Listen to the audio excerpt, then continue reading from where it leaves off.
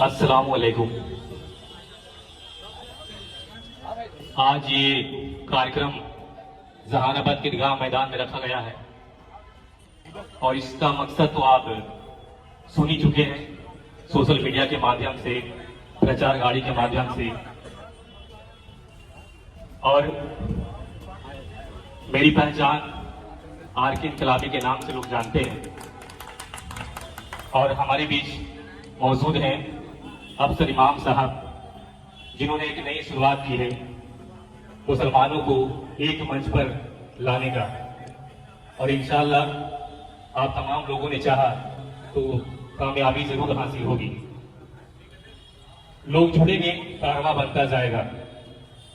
हम कुछ नज़्म के साथ आप सबके बीच आए हैं, चाहेंगे अच्छा लगे तो अपनी दुआओं में याद रखें, ताकि जहानाबाद के नौजवान की आवाज हिंदुस्तान के हर कोने तक जाए और एक मैसेज मिले कि जहानाबाद भी अब बुलंद हो रहा है।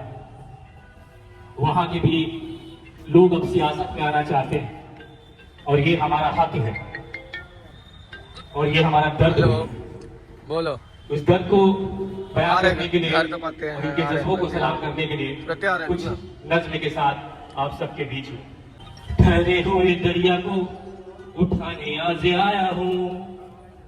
जो हालात चल रहा है और राजनीतिक में सभी को आना चाहिए, सभी यानी हिंदू मुस्लिम, लेकिन आजकल देखा गया है कि मुस्लिम समाज में बहुत सारे लोग सिर्फ घर पे चर्चा करते हैं और चाय की दुकान पे, लेकिन वक्त जब आता है अपने हक और हुकूक की आवाज उठाने की तो वहीं तक सिमट के रह जाते हैं। ना तो उन्हें मंच मिलता है और ना ही उन्हें जगह मिलता है। और ये गलती उन सब की है जो चाय की दुकान पर चर्चा करते हैं। जहां चर्चा करना चाहिए, जहां जगह पाना चाहिए, वहां वो नहीं पाते। वजह क्या है? वजह यह कि आप और हमारे बीच मौलाना असगर खां हबीबी साहब इस्तेकबाल कर रहे हैं जनाब अफसर इमाम साहब का, जिन्होंने एक हौसला दिया है।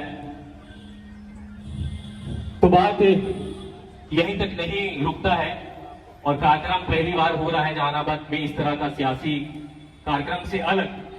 मैं ये कहूंगा कि एक किसी नौजवान ने हिम्मत किया है, टाइट रखा है कि हम अब जहानाबाद का मुस्तकबिल को देखेंगे, संवारेंगे, बनाएंगे, लेकिन उसके लिए अब तमाम साथियों का एक साथ आना जरूरी है, एक मंच पर होना जरूरी है। तभी जाके मुस्लिम कौम का भला होगा, कोई बोल पाएगा, बोलने की आजादी मिलेगी, अपने हक की लड़ाई के लिए वो आगे आ सकेंगे।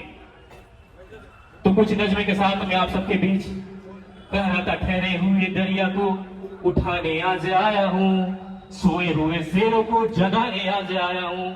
अफसर इमाम साहब के हवाले से, ठहरे हुए दरिया को उठाने आज आया हूँ, सोए हुए शेरों को जगाने आज आया हूँ।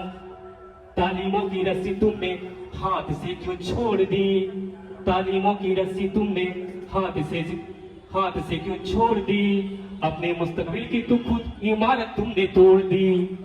फन के कुएं तुम्हारे सारे आज सूख गए, इल्म के नदी के किनारे सारे सूख गए। हमारी बातों पर गौर कीजिएगा।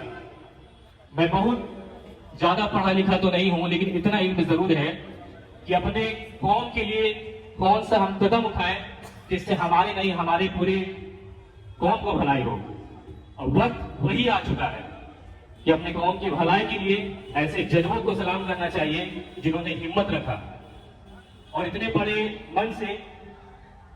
और हमारे बीच गुड्डू साहब जो है वो इनका इस्तेमाल करेंगे, जनाब अफसर इमाम साहब का जो हमारे बीच है, और वो भी अपनी बातों को रखेंगे।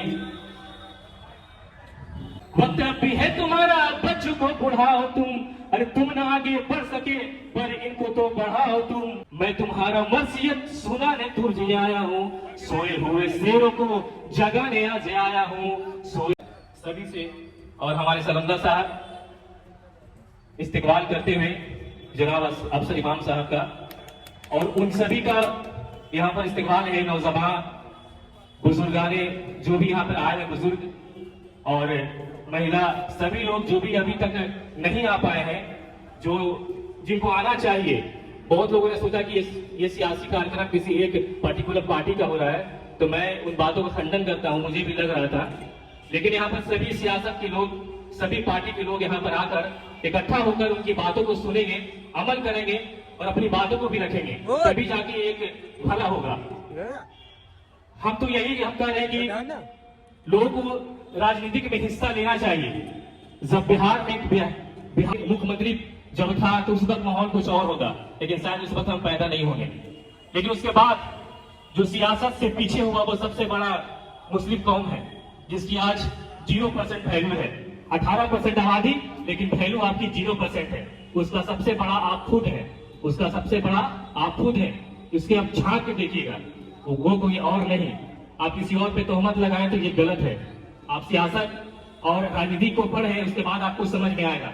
तो हम चाहेंगे कि फिर हमें मौका मिलेगा तो इंशाल्लाह आएंगे आप सबके बीच। और लोग कम आए हैं, शुरुआत में ऐसा होता है, लेकिन जज्बा है, जुनून है और इंशाल्लाह कामयाबी मिलेगी। सभी लोग एक मंच पे आएंगे इंशाल्लाह। और अभी तो ये शुरुआत है। अगर सभी को नौजवानों को बोलने का मौका मिले इसी तरह, तो हमें लगता है कि जहानाबाद की सियासत में एक भूचाल आएगा। हाल फिलहाल में जैसा ये आपको पता था कि कलामुद्दीन साहब ने यहाँ से विधानसभा का टिकट लेकर आए, कुछ सियासत हुआ नहीं है, लेकिन लोगों में दर्द है कि मुसलमान एक मंच पर आकर एक वोट करे। ये दर्द है और ये दर्द आज से नहीं है, लगभग 15-20 सालों से दर्द है, या 50 सालों से भी हो सकता है। लेकिन 50 साल और 20 सालों के अंदर में बहुत कुछ हुआ है। वो ये हुआ कि आपको हिस्सा नहीं मिला।